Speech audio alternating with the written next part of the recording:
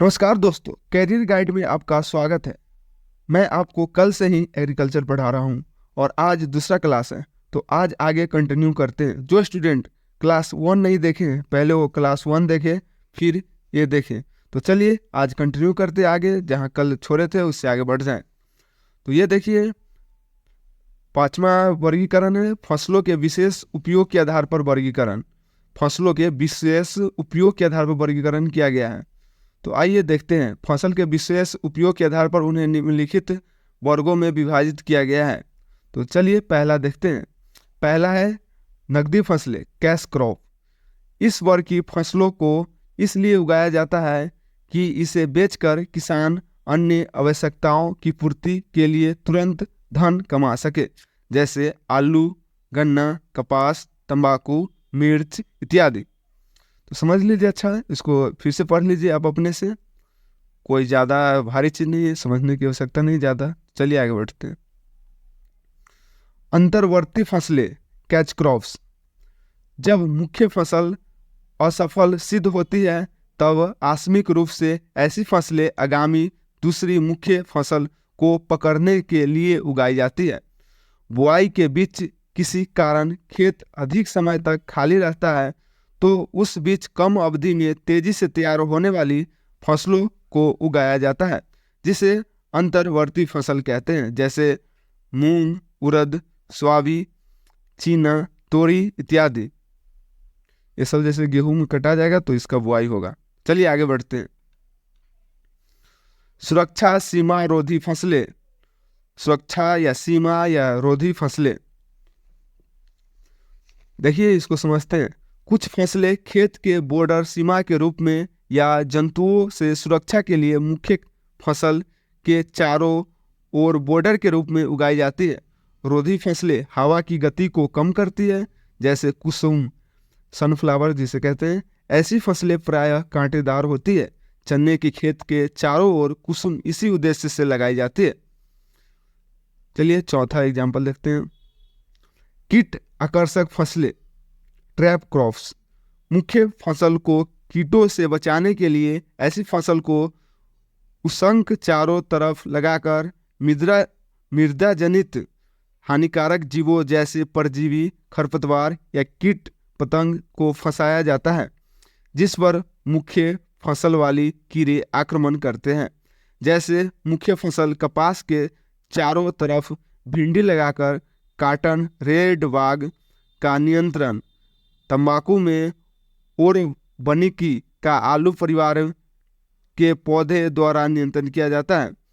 लाल गेंदा फूल के पौधे द्वारा टमाटर, फूल गोभी के डायमंड बैंक मोथ का नियंत्रण किया जाता है। आइए पांचवा देखते हैं। आवरण फसलें, कवर क्रॉप्स। इस प्रकार की फसलें भूमि को अच्छी तरह से ढक लेती है, जिससे पानी एवं हवा से होने वाली अपर्दन या क्षरण से बचाव हो जाते हैं। ऐसे फसलों की वनस्पति वृद्धि तेजी से होती है और मिट्टी के ऊपर एक आवरण बनाती है। इसकी जड़ें मिट्टी में जाल की तरह फैल जाती है, जिससे वर्षा एवं हवा के कारण मिट्टी का कटाव कम होता है, जैसे मूंग, उड़द, सोयाबीन, लोबिया, मूंगफली, शकरकंद, पैराघास। चलिए आगे नेक्स्ट देखते हैं। ऊर्जा फसलें, एनर्जी क्रॉप्स। तरल ऊर्जा प्राप्त करने के लिए जैसे इथेनॉल तथा अल्कोहल की खेती की जाती है, जैसे जट्रोफा, मक्का, आलू, तुफियोका, गन्ना। समझ लीजिए, इसको पढ़िए। इसको समझने वाला बात नहीं है, ये सब पौधे का नाम है। तो नहीं समझ आता तो इसको याद कर लीजिए। पौधे का नाम, उसमें कोई समझने वाली बात नहीं होती है। और देखिए सातवां है कास्ट फसलें, वुड क्रॉप्स। कास्ट का निर्माण जिम्नोस्पर्म एवं द्विबीजपत्री पौधे के स्तंभों में कैबियम की सक्रियता से उत्पादों कास्ट सबसे महत्वपूर्ण है। इसका उपयोग ईंधन, फर्नीचर, भवन निर्माण तथा कागज एवं रेयान उद्योग में किया जाता है। इसके अतिरिक्त कास्ट में से फाइबर, कागज, स्नेहक, मोटर गाड़ियों के लिए तेल, साबुन, पशु आहार एवं अन्य लाभदायक वस्तुएं भी प्राप्त होती है। कास्ट के मुख्य पौधे शीशम, साल, सागवान, गम्हार, कटहल, काला, सीरीज, तून, पोपुलस, आम, जामुन, अखरोट, सहतूत, बिल्लो है। समझ लीजिए, इसको फिर से पढ़िए। देखिए रोक देता हूँ थोड़ा देर, बीच में करके स्क्रीनशॉट ले लीजिए, पढ़ लीजिए अच्छा से इसको। 8वां है हरी खाद की फसलें, ग्रीन मैन्योर क्रॉप्स। हरी खाद की फसलों को कुछ समय तक उगाने के बाद नेत्रजन की बचत के लिए मिट्टी में दबा दिया जाता है। दलहनी फसलों को ही अधिकतर हरी खाद के लिए उगाया जाता है, जैसे सनई, ऊंचा, मूंग, उड़द, लोबिया इत्यादि इस वर्ग की मुख्य फसल है। चलिए अब छठा वर्गीकरण देखते हैं। फसलों का परिस्थिति के आधार पर वर्गीकरण, classification of crops on the basis of ecology. इन फसलों के पौधों की बाहरी एवं आंतरिक संरचना पर उनके वातावरण का प्रभाव होता है। पौधे में स्वयं को वातावरण में समायोजन करने की सामर्थ्य होती है, जिसे अनुकूलन की क्षमता कहते हैं। अनुकूल का तात्पर्य पौधों के वो विशेष बाहरी एवं आंतरिक संरचनाओं के विकास है, जिससे वातावरण विशेष में पौधे में वृद्धि, फलने फूलने तथा प्रजनन के लिए क्षमता प्राप्त हो जाती है और वे अपना जीवन चक्र पूरा कर लेते हैं। देखिए, आपको एक्स्ट्रा कहीं पढ़ने की आवश्यकता नहीं, और मैं आपको पूरा यूट्यूब पर पढ़ाऊंगा। व्यू मेरे आए या ना आए, कोई लाइक करे या ना करे, सब्सक्राइब करे ना करे, लेकिन मैं पूरा चैप्टर आपको पढ़ाऊंगा, पूरा बुक आपको पढ़ाऊंगा। 12 में जितना इंपॉर्टेंट क्वेश्चन आते हैं एग्जाम में, आपको पूरा नंबर दिलाऊंगा। आप बस लेक्चर देखिए और जो क्वेश्चन कराऊंगा वो कर लीजिए। क्वेश्चन भी ज़्यादा याद करने की, रटने की आवश्यकता नहीं है, क्लास में सारा समझा दूंगा। और आप याद कर लीजिए, 1-2 बार पढ़ लीजिएगा, रिविजन कर लीजिएगा, बस आपको याद हो जाएगा। और एग्जाम में आप इसको रिलेट कर पा रहे होंगे अच्छे से, अपने डेली लाइफ से रिलेट कर लीजिए इसको। बहुत कृषि है तो सभी लोग, ज़्यादातर बिहार में सभी लोग तो किसान ही है। तो चलिए आगे समझते हैं। तो इसीलिए घबराइए नहीं, पूरा क्लास आपको यूट्यूब पर ही होगा, कोई पेड बैच की आवश्यकता नहीं है आपको, सारा फ्री में कंटेंट प्रोवाइड होगा यूट्यूब पर ही। तो आगे समझिए। फसलों को परिस्थिति के आधार पर उन्हें निम्नलिखित वर्गों में विभाजित किया गया है। देखिए, पहला है जलोदविद फसलें। ये फसलें बहुत अधिक पानी वाली जगहों पर पाई जाती है।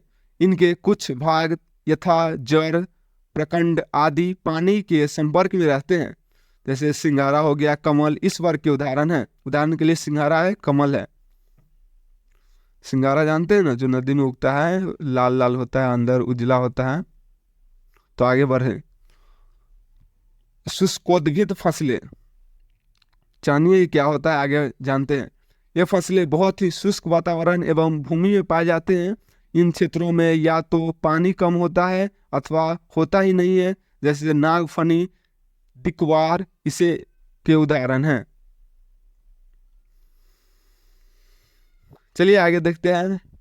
मध्यविध फसलें। ये फसलें सामान्यतः वातावरण एवं भूमि में पाए जाते हैं। इन क्षेत्रों में ना तो पानी कम होता है, ना ही प्रकाश की कमी होती है। धान, गेहूं, आम, चना, सरसों, शीशम, गुलाब इसके उदाहरण हैं। इस फसल में न भूमि न वातावरण एवं भूमि, इसके फसलें समानतः वातावरण एवं भूमि में पाए जाते हैं। इन क्षेत्रों में न पानी की कमी होती है और न ही प्रकाश की कमी होती है, जैसे धान हो गया, गेहूं हो गया, आम, चना, सरसों, शीशम, गुलाब इसके उदाहरण है। अब है लवणोद्भिद फसलें। ये फसलें विशेष वातावरण एवं भूमि में पाए जाते हैं। इन क्षेत्रों के जल एवं पानी में sodium chloride, magnesium chloride, magnesium sulphate जैसे लवण की अधिकता होती है। मुंबई, केरल, अंडमान निकोबार द्वीप समूह में समुद्री तट, बेंचालची, अनूप वनों के मैंग्रोव वनस्पति इसके उदाहरण है। ये वन के नाम है, बेलांचली अनूप वन और मैंग्रोव वन होता है जिसमें मैंग्रोव वनस्पति पाया जाता है। मैंग्रोव वन का नाम है, जो पश्चिम बंगाल में है, सुंदरवन के पास ये मैंग्रोव वनस्पति। तो चलिए आगे बढ़ते हैं। सातवां जो है वर्गीकरण है, 7वां वर्गीकरण है। तो आइए इसको देखते हैं। कुछ कृषि महत्व के आधार पर वर्गीकरण, classification on the basis of agriculture important. बीज, आकार, फसल की जल मांग, मृदा उर्वरता, जड़ों के बढ़ाव आदि के आधार पर किसानों के हित में इसके वर्गीकरण किया जाता है। बीज के आकार के आधार पर सीड साइज। बुआई की गहराई का संबंध बीज के आकार से होता है। मोटे बीज अधिक गहराई पर एवं छोटे बीज कम गहराई एवं नमी पर बोए जाते हैं। इस आधार पर फसलों को 3 वर्गों में बांटा गया है। पहला वर्ग हो गया छोटे बीज वाली फसल, स्मॉल सीड साइड क्रॉप, जैसे गोभी हो गया, बरसीम हो गया, सरसों हो गया। इसके बहुत छोटे छोटे बीज होते हैं, बहुत छोटा होता है। मध्यम आकार वाले, ये ऊपर नीचे चला गया, मध्यम आकार के बीज वाली फसल, मीडियम साइज सीड क्रॉप, गेहूं हो गया, जौ हो गया, धान हो गया, जई हो गया, ज्वार हो गया, ये मीडियम साइज का हो गया। और बड़े बीज वाली फसलें, लार्ज साइज सीड क्रॉप, जैसे मक्का, मटर, चना, कपास, अंडी, ये सब बड़े, इसका बीज बहुत बड़ा होता है।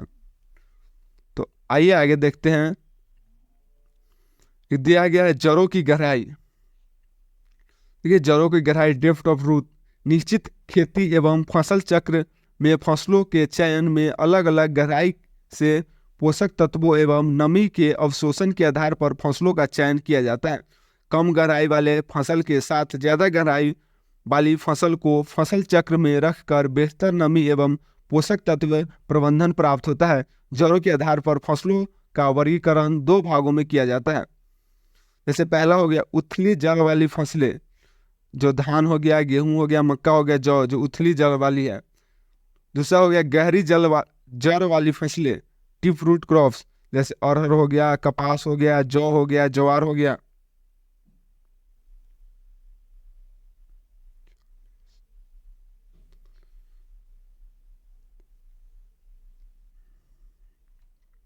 चलिए आगे बढ़ते हैं। जड़ों पर ग्रंथियां। मिट्टी में नेकजन की मात्रा में दलहनी फसलों के प्रयोग से वृद्धि होती है, क्योंकि इसकी जड़ों पर जीवाणुओं द्वारा ग्रंथियों का निर्माण किया जाता है, जो वातावरण से नेत्रजन एकत्रित करती है एवं पौधे को आपूर्ति करती है। इस आधार पर फसलों को 2 वर्गों में बांटा गया है। आइए पहला देखते हैं। दलहनी फसलें, मटर, चना, मूंग, सनई, बैचा में नेत्रजन की लघु मात्रा की आवश्यकता होती है। दूसरा हो गया अदलहनी फसलें, गेहूं, धान, ज्वार, उर्वरकों की अधिक आवश्यकता होती है। पानी की आवश्यकता, वाटर रिक्वायरमेंट। फसलों को जल की आवश्यकता के आधार पर निम्न वर्गों में बांटा गया है। तो चलिए इसको समझते हैं, किसको किसको ज़्यादा जल की आवश्यकता होती है, किस पौधे को जीव जल की ज़्यादा आवश्यकता होती है, वो समझते हैं। आप लोग ध्यान से पढ़िए, क्लास कीजिए और पीडीएफ भी 1-2 बार पढ़ लीजिए। और अभी पीडीएफ नहीं मिल रहा है, क्लास से 1 बार पढ़ लीजिए, जहाँ नहीं समझ में आता है। तो चलिए आगे बढ़ते हैं। निम्न वर्गों में बांटा गया। अधिक पानी सहन करने वाली फसल, जो अधिक पानी सहन कर सकता है, धान हो गया, सिंघाड़ा हो गया।